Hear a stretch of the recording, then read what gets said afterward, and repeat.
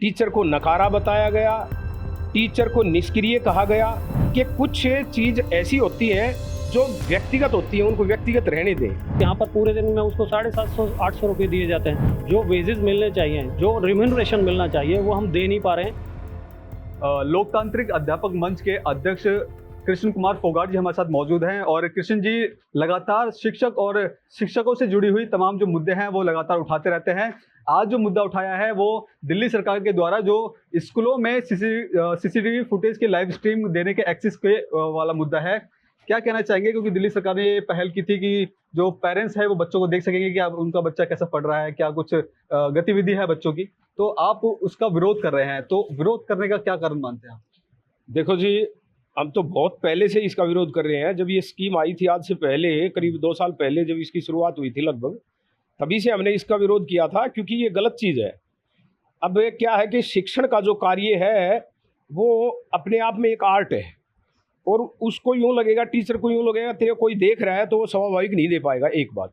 दूसरा, इसका access parents के पास रहेगा या किसके पास रहेगा नहीं पता। हमारे पास लेडी टीचर हैं, गर्ल साइड बच्चे, हमारे पास लड़कियां हैं बहुत सारी, तो उनकी भी चीज़ें बाहर जाएंगी। बहुत सारी चीज़ें ऐसी होती हैं लेडी के लिए या बच्चों के लिए जो जैसे वो दूसरे से शेयर नहीं करना चाहते। ये चीज़ें पेरेंट्स हमारे पास ऐसे हैं कि उनके पास मोबाइल घर में एक है, चाचा ताऊ फलाना पता नहीं कितने आदमी उसको यूज़ कर रहे हैं। एजुकेटेड है नहीं, थोड़ी समस्याएं हैं। हमें चिंता इस बात की है कि कुछ चीज़ ऐसी होती हैं जो व्यक्तिगत होती हैं, उनको व्यक्तिगत रहने दें। जब टीचिंग का काम बहुत शानदार हो रहा है, टीचर अच्छा काम कर रहे हैं, तो फिर इतना तामझाम लगाने की क्या ज़रूरत है? और चीज़ों की बहुत ज़्यादा आवश्यकता है, हमें उनको पूरा करें। सीसीटीवी की कहाँ ज़रूरत है? और सीसीटीवी लगाना है तो फिर हर जगह लगाएं। विद्यालय ही है क्या? ये सरस्वती माँ के मंदिर हैं, इन्हीं में सीसीटीवी क्यों लगे? फिर सीसीटीवी हर उस जगह लगे जो सरकारी ऑफिसेज हैं, जहाँ पे हम ऊपर से शुरू करें, सीएम पीएम से लेके नीचे तक आ जाएं, हर जगह सीसीटीवी लगे, है ना? तो ये इस तरह की चीज़ों पे अनावश्यक रूप से किसी तरह का बर्डन ना डालें, खर्चे भी फालतू के ना करें, ताकि शिक्षण का कार्य सुचारू रूप से होता रहे। अक्सर क्या होता है कि सरकारी टीचर को लोग ऐसे बोलते हैं कि वो स्कूलों में नहीं पढ़ाते, और इस तरह से दिल्ली सरकार की पहल है तो पेरेंट्स का भी कहना ये है कि अगर हम देखते हैं कि वो पेरेंट्स बच्चों को पढ़ा भी रहे हैं कि नहीं पढ़ा रहे, इस तरह के भी सवाल आते हैं। देखो, यही चीज़ सबसे गलत है संदेश जी।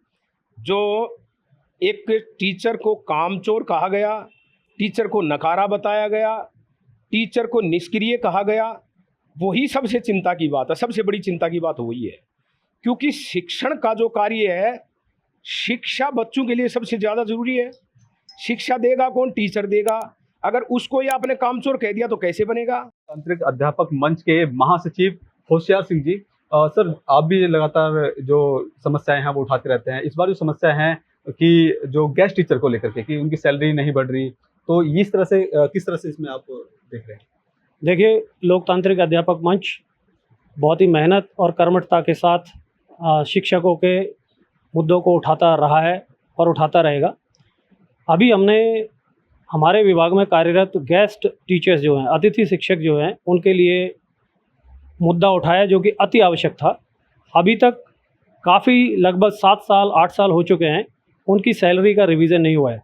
उनको जो भी सैलरी डेली बेसिस पर दी जाती है उसको बढ़ाया नहीं गया है, जबकि महंगाई दर इन दिनों में काफ़ी बढ़ चुकी है। और रेगुलर शिक्षक के लिए हर बारी साल में 2 बार डीए अनाउंस किया जाता है, लेकिन उनकी सैलरी को रिवाइज नहीं किया गया है, जिससे कि इतने बड़े मेट्रो शहर में रह करके उस तरह का लिविंग स्टैंडर्ड मेंटेन करना, अपने बच्चों को पढ़ाना उनके लिए बहुत मुश्किल का सबब बन गया है।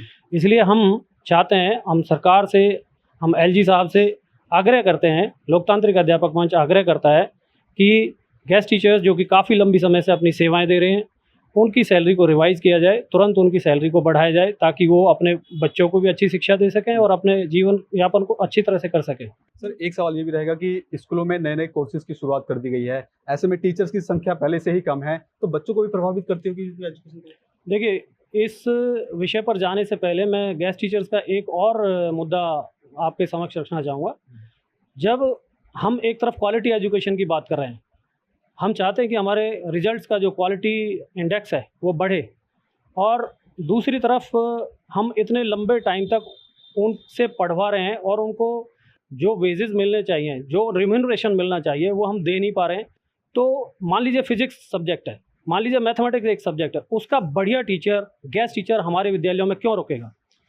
क्योंकि वो बाहर ट्यूशन के जरिए या किसी कोचिंग के जरिए वो घंटे के 1000 रुपये, 1500 रुपये कमाता है, जबकि यहाँ पर पूरे दिन में उसको 750 800 रुपये दिए जाते हैं। तो वो हमारे यहाँ पर रिटेन नहीं रहेगा, वो यहाँ से छोड़ करके चला जाएगा। और हमारे जो प्रमुख विषय हैं, दिल्ली में वैसे भी देखने में आ रहा है कि साइंस सब्जेक्ट्स जो कि बहुत इंपॉर्टेंट सब्जेक्ट हुआ करते हैं, वो कम होते जा रहे हैं। तो हमारे यहाँ पर फिजिक्स के, मैथमेटिक्स के बढ़िया गेस्ट टीचर्स क्यों रुकेंगे यहाँ पर, कि उनके जीवन के साथ खिलवाड़ होगी। ठीक है। इसके अलावा आपने जो दूसरा प्रश्न किया था कि स्कूलों में शिक्षक जो कार्य कर रहे हैं वो ओवरबर्डन्ड है।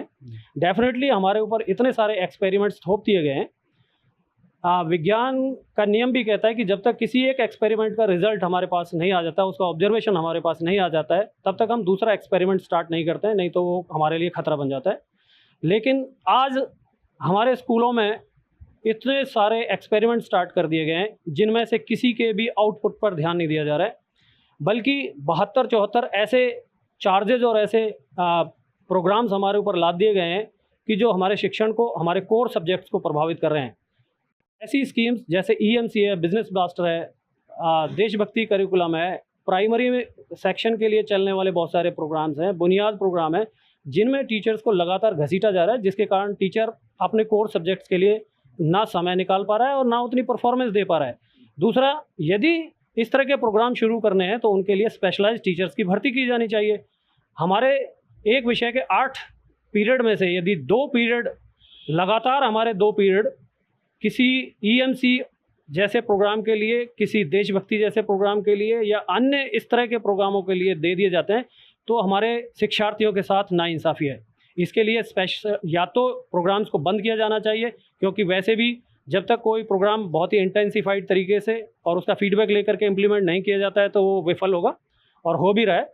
और या फिर उसके लिए हमें टीचर दिए जाने चाहिए, तभी हमारा क्वालिटी इंडेक्स बढ़ सकता है। बहुत धन्यवाद सर। तो ये हमारे साथ थे होशियार सिंह जी। इनका साफ तौर पे कहना है कि जिस तरह से गेस्ट टीचर की जो वेतन को लेकर जो लगातार पिछले लंबे समय से समस्याएं चल रही है, उनका वेतन बढ़ना चाहिए। साथ ही साथ गेस्ट टीचर जो अलग से सब्जेक्ट्स के लिए भी बात कर रहे हैं, उनका कहना है कि ऐसे सब्जेक्ट्स के लिए अलग अलग टीचरों का भी ज्वाइनिंग होनी चाहिए। कैमरा पर्सन कमलेश कुमार के साथ मैं संदेश सक्सेना, पंजाब केसरी.com, दिल्ली।